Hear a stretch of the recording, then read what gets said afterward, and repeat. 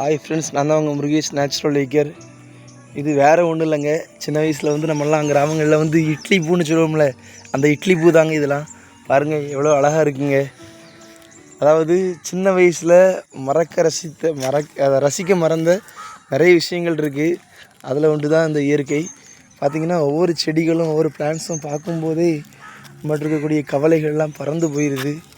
So இது வரைக்கும் இதில் வந்து கான்சன்ட்ரேட் பண்ணாமல் நீங்களும் வந்து வேகமாக ஓடிட்டே இருந்திருப்பீங்க வாழ்க்கையில். எவ்வளோ தான் வேகமாக ஓடினாலும் கண்டிப்பாக ஒரு வீடு கட்டுவீங்க. கட்டுற வீட்டில் கண்டிப்பாக நீங்கள் இந்த கார்டனுக்குன்னு சொல்லி ஒரு பகுதியை ஒதுக்குங்க.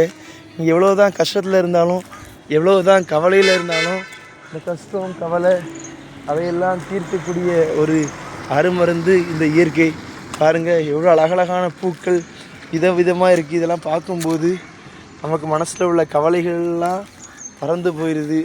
நீங்களும் இந்த மாதிரி பிளான்ஸ் கூட உங்களுடைய டைம் ஸ்பெண்ட் பண்ணிங்கன்னு சொன்னால் எனக்கு எவ்வளோ தான் கவலை இருந்தாலும் பாருங்கள், இதான் வந்து வாடாமல்லி.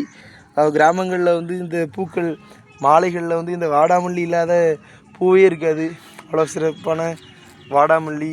இது பார்த்திங்கன்னா கிராமங்களில் பால்சம்னு சொல்லுவோம், பால்சம் பூன்னு சொல்லி நிறைய வெரைட்டி உண்டு. இதில் வந்து பிங்க் மட்டும்தான் இருக்குது. அடுத்து பார்த்திங்கன்னா இது வந்து நித்திய கல்யாணி. அதாவது கிராமங்களில் வந்து பீனாரி செடின்னு சொல்லுவாங்க. ஆக்சுவலாக அதோடைய நேம் வந்து நித்திய கல்யாணி. நான் வருஷம் ஃபுல்லாக பூவை கொடுத்துட்டே இருக்கோம் இந்த செடி. நிஜமாகவே வந்து கிட்ட இருக்கிறனால இதனுடைய அருமை நமக்கு தெரியல. நிறைய மருத்துவ குணம் வாய்ந்தது. இதனுடைய மருத்துவ குணங்களை நம்ம அடுத்த ஒரு வீடியோவில் பார்க்கலாம். நித்திய கல்யாணினா வருஷம் ஃபுல்லாக பூவாக தாங்க இருக்கும். எப்போ பார்த்தாலும் நித்திய கல்யாணி மாதிரி பூவை கொடுத்துட்டே இருக்கும். இது பாலிசம் மலர். அது போல வந்து இது வந்து கோழிப்பூ. அதாவது கோழிப்பூனா கிராமங்களில் கோழி கொண்டுறேன்னு சொல்லுவோம். வந்து இந்த கோழியோட சேவலோட மாதிரி இந்த பூவோடைய தன்மை இருக்கும். அடுத்து பாருங்கள் வாடாமல்லி. அடுத்து பாலிசம் பார்த்திங்கன்னா நிறையா இருக்குது. பாலிசம் பூ பாருங்கள், இதான் இந்த பாலிசம் பூவுடைய விதைகள். பாருங்கள், இந்த விதையை உடச்சோன்னு சொன்னால் இதில் தான் அந்த பாலிசம் விதை இருக்கும். பாருங்க, இதான் பாலிசம் பூவுடைய விதைகள். அடுத்து பாருங்கள், பார்த்துட்டே வரும்போது ஒரு இன்ப பேரதிர்ச்சி இருந்து, ஏன்னா வித்தியாசமான ஒரு மரம் பாருங்கள். அதாவது சின்ன மரமாக இருக்கும்போதே கொலையாக காய் வந்து நிறைய கொத்து கொத்தாக காய்ச்சி கிடக்குது. இதை பார்க்கும்போது இதை விட பியூட்டிஃபுல்லாக இருக்குது.